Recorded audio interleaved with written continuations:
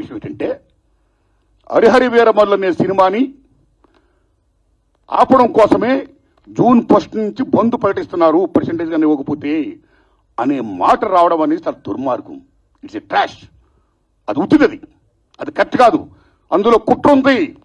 ఆ కుట్రదారులు ఎవరు తెలుసుకోవాలి అని స్వయంగా పవన్ కళ్యాణ్ గారు ఆఫీస్ నుంచి రావడం అనేది, స్వయంగా సినిమాటోగ్రఫీ మంత్రి దుర్గేష్ గారు మాట్లాడడం అనేది కరెక్ట్ కాదు. ఎందుకంటే మిత్రులారా, ప్రొడ్యూసర్ కౌన్సిల్ కానీ, ఫిల్మ్ ఛాంబర్ కానీ, అది సినిమా పరిశ్రమ పాలనా సంస్థలు, ఆ 2 సంస్థలు కూడా బంద్ ప్రకటిస్తామని ఇప్పుడు చెప్పాలా. డిసిషన్స్ ఆర్ గోయింగ్ ఆన్ అని చెప్పారు వాళ్ళు. దట్ ఇంకో విషయం చెప్తున్నా మీకు, బంద్ అనేది ప్రజాస్వామ్యంలో ఒక బ్రహ్మాస్త్రం. ఎవరైనా బంద్ ప్రకటించే ముందు సినిమా ఇండస్ట్రీలో అకార్డింగ్ టు నామ్స్ 3 వారాల ముందుగా తెలియపరచాలి.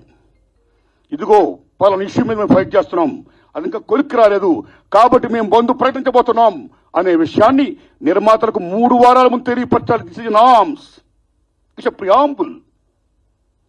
3 వారాల ముందు తెలియపరిస్తే రిలీజ్ డేట్ ఎవరు తెచ్చుకున్నారో, మేము రిలీజ్ డేట్ ఇచ్చుకున్నామండి, ఇంకో 2 వారాలు మేము రిలీజ్ చేస్తున్నామండి అని ప్రిపేర్ అయిన నిర్మాతలను ఇబ్బంది పెట్టకుండా ఉండడం కోసమే 3 వారాల ముందు తెలియపరచాలి according to norms. So June 1 bandh ప్రకటిస్తే, ఒకవేళ జూన్ 12 అంటే 2 వారాలు కూడా కాదు కదా, ఏ రకంగా మీకు హరిహర వీరమల్లుకి అది వర్తింపు చేస్తుందండి? అది కరెక్ట్ కాదు. పవన్ కళ్యాణ్ గారి మీద ఎవరైనా కుట్రపడతారు. తెలుగు చలనచిత్ర పరిశ్రమలో విశ్వవిఖ్యాత నట సార్వభౌమ ఎన్టీ రామారావు గారు, భారతదేశంలో ఎన్టీఆర్ మన తెలుగు జాతిని ఖ్యాతిని చేసిన మహనీయుడు. As a politician, as a CM, like this anything else. ఎంత గర్విస్తామో. తర్వాత మళ్ళీ మంచి గొప్ప పేరు తెచ్చుకొని ఈవేళ ఒక జనసేన పార్టీ పెట్టి ఈవేళ డిప్యూటీ సీఎం అయ్యారంటే వీఆర్ ప్రౌడ్ ఆఫ్ ఇట్. మన తెలుగు చిత్ర పరిశ్రమ మొత్తం అంతా గర్విస్తున్నది. Hats off to Pawan Kalyan garu. ఆయన సేవలను గుర్తుంచుకోవాల్సిన చంద్రబాబు నాయుడు గారికి సెల్యూట్. మేము పవన్ కళ్యాణ్ గారిని ఏ రకంగా దుర్మానం కాము, కానీ పవన్ కళ్యాణ్ గారు ఆఫీస్ ఆ రకంగా కరెక్ట్ కాదు రావడం. ఓకే, వచ్చిందనుకోండి, ఇష్యూ వస్తే మహాత్మా గాంధీ ఏమన్నాడు? ప్రపంచ యుద్ధాలను కూడా చర్చల ద్వారా ఆపొచ్చు అన్నాడు ఆయన. ఒక సీఎం, ఒక డిప్యూటీ సీఎంగా మీరు అక్కడ సీఎం చంద్రబాబు నాయుడు గారితో మాట్లాడి హరిహర వీరమల్లు అనే టాపిక్ మీరు ఎత్తకుండా, ఓకే మీ ఇండస్ట్రీ కష్టాల్లో ఉన్నప్పుడు రండి, మనం సిట్టింగ్ చేసుకుందాం రండి, మాట్లాడుకుందాం రండి అని చెప్పుకుంటే ఒక పెద్ద రోల్ ప్లే చేసి ఉంటే, ఒక చలనచిత్ర పరిశ్రమ బిడ్డగా మిమ్మల్ని మేము అంత గౌరవించేవాళ్ళం సార్. ఎంత బాగుండేది సార్, ఎంత బాగుంటుంది సార్. ఆ పని చేయండి సార్ పవన్ కళ్యాణ్ గారు.